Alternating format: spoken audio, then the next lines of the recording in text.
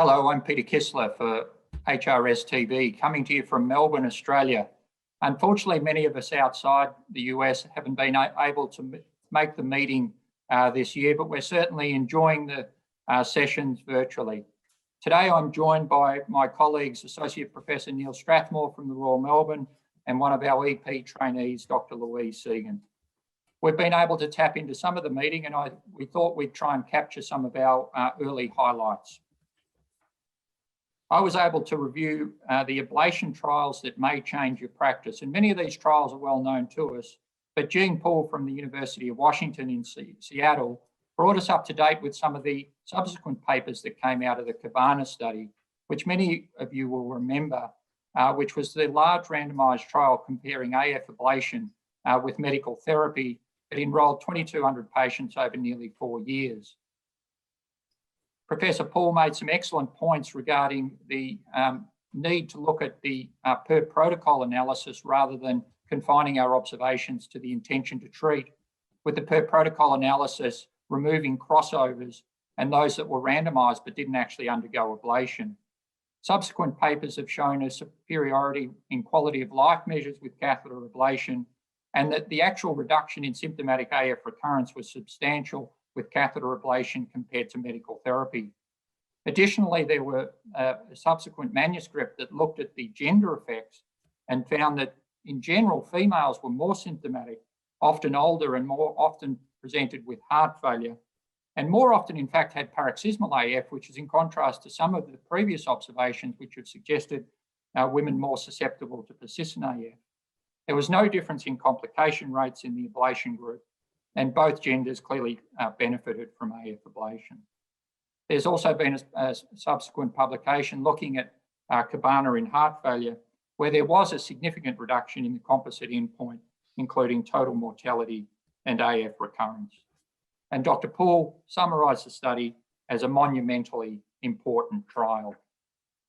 Dr. Marouche gave us further insights into the Castle AF study, which was the large AF ablation versus medical therapy in patients with atrial fibrillation and an EF of less than 35%, and made the important points that we need to be more selective about the patients that undergo catheter ablation.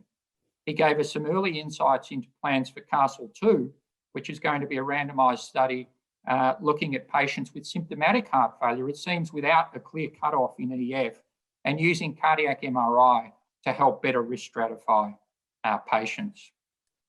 The third study I had the pleasure of viewing was that from Professor Wozni from the Cleveland Clinic, who brought us up to date with the STOP AF trial, which was a Medtronic-sponsored cryoballoon study comparing patients with paroxysmal atrial fibrillation undergoing early cryoballoon versus ongoing medical therapy.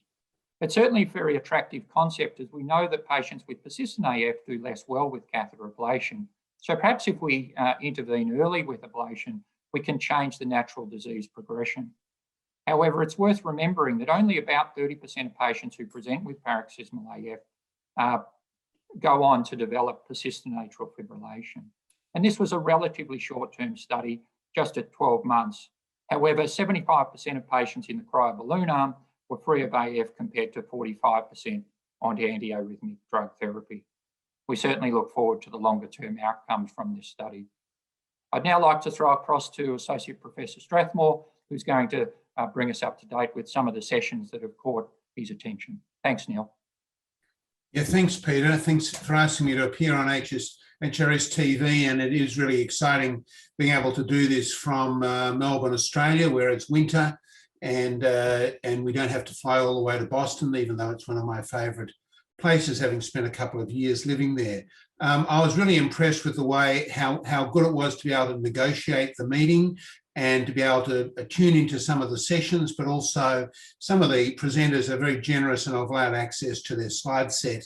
And I've actually used a couple of slides to show some of the sessions that I looked at, and it's really great to be able to do that. If I can just share my screen just for a second. So really exciting in device therapy at the moment, and obviously leadless pacemakers, the evolution of the SICD, obviously HIS and left bundle pacing versus CRT, the issues about whether to extract or abandon leads, venoplasty, pacing post-TAVR, pacing for vasovagal syncope continues to be controversial. There are all these issues about minimizing infection in devices and new ways to ensure safety of lead extraction. There was a very good session with a number of speakers on transvenous versus leadless pacing, trying to work out, with case studies, trying to suggest what were guidelines for who would be best with transvenous and who with leadless. And I'd recommend this session. This was one of the speakers who gave a very nice talk from University of Washington, looking at some of the different aspects of this and trying to work out who are the right patients. And I think this is still a moving target, and especially once we get more synchronized ventricular pacing, it will become even more exciting. There was a great debate on CRTP versus conduction system pacing, and this is for the patient with so HF-MEF is heart failure with moderately reduced ejection fraction. It's well worth looking at, particularly David Sprague's guidelines for how to debate, and I think they should become permanent guidelines for everyone. They're very funny and really worth listening to, trying to work out what's the best answer, which I don't think we still have yet, but I think it's a very, obviously a really hot topic. There was a great session on my most complicated CIED case, and this great talk from Margarita Lopez from Barcelona, and about pacing after a transcatheter aortic valve replacement, and looking at who to predict who has a risk for heart block, and with this some great slides that she used trying to show where the aortic valve is relative to the conducting system, and this was a really interesting talk, and trying to predict who should have pacing.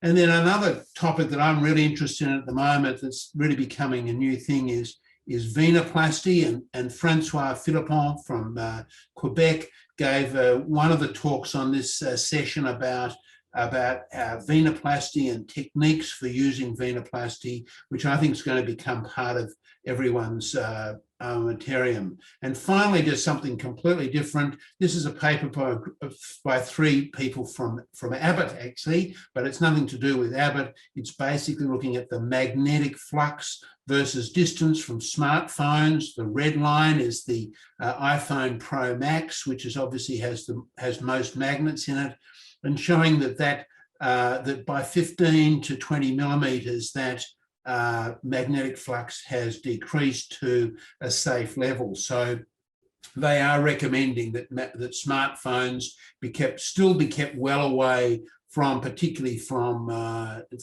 implanted defibrillators, so as not to potentially deactivate them. But it's a really nice poster, which you should have a look at, and it's really great with these posters that you can actually download several of the slides from each poster and have a good look at it. So I really enjoyed this particular one. Thanks very much, Neil. And I think that's an excellent point, that we do have access to all the abstracts and posters. Now I'd like to introduce Dr. Louise Segan, who's completing her EP traineeship and PhD. Louise, what's caught your attention? Thanks, Peter. Along the same lines as Neil, I chose a couple of interesting abstract presentations. I think they were oral presentations, and they're also available in poster form. And they sort of around the growing interest in advances in catheter ablation technology. As you know, AF ablation is a growing area of interest of mine, and particularly the AF and heart failure space. These two papers, the first is was presented by Vivek Reddy and his colleagues at Mount Sinai Hospital. It was entitled AF Ablation Using a Focal Lattice Tip Catheter That Toggles Between Pulse Field and RF Energy, the Effect on the Esophagus. And I think this is really topical at the moment because of all the interest in using high power, short duration ablation, and looking at how we can improve procedural success without increasing the risk of esophageal injury and other complications.